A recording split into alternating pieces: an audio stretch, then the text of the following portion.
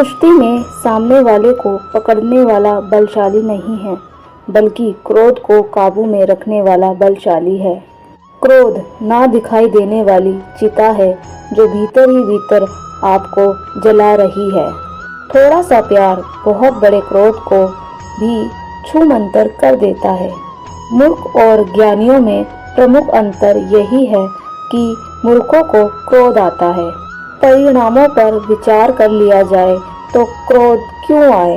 वह क्रोध है जो आपको अपने बस में कर सकता है, अतः आप उसे अपने बस में कर लीजिए। क्रोध को जीतने के लिए मौन सबसे बड़ा शस्त्र है।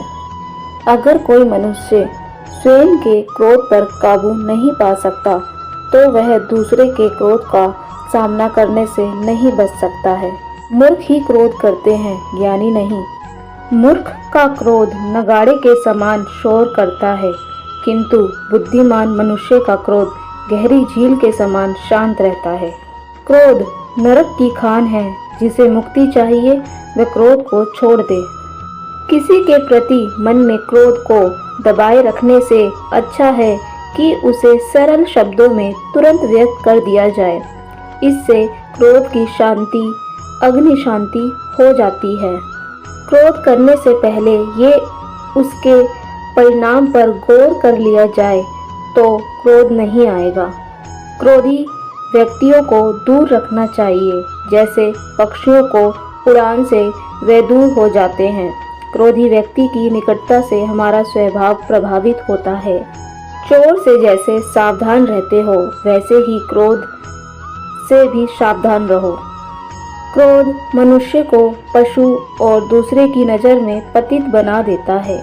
क्रोध वह होता है जो पश्चाताप पर समाप्त होता है, लेकिन जिसका आरंभ मूर्खता से होता है। तो क्रोध और उत्तेजित होने पर मन को शांति की दिशा में मोड़ सकता है, उसे मैं सारथी कहती हूँ। क्रोध और उबलता पानी एक समान है। क्रोधी भलाई नहीं देख पाता और खोलते जल में प्रतिबिंब नहीं दिखता। कर लेने के बाद जिसका एहसास होता है वह है क्रोध। क्रोध एक तरह का पागलपन है। गुस्से का बेहतरीन इलाज खामोशी है।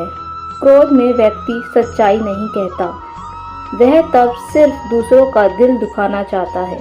जिसके चित्र में कभी क्रोध नहीं आता और जिसके हृदय में सर्वदा परमेश्वर विराजमान रहता हो, वह व्यक्ति ईश्वर तुल्य है। जो मन की पीड़ा को स्पष्ट रूप से नहीं कर सकता, उसी को क्रोध आता है। क्रोध से मनुष्य का विनाश होता है, इसलिए क्रोध को यमराज कहा जाता है। जो मनुष्य अपने क्रोध को अपने ऊपर झेल लेता है, वही दूसरों के क्रोध से बच सकता है और अपने जीवन को सुखी बना सकता है। वह मनुष्य वास्तव में बुद्धिमान है जो क्रोध अवस्था में भी गलत बात मुंह से नहीं निकालता।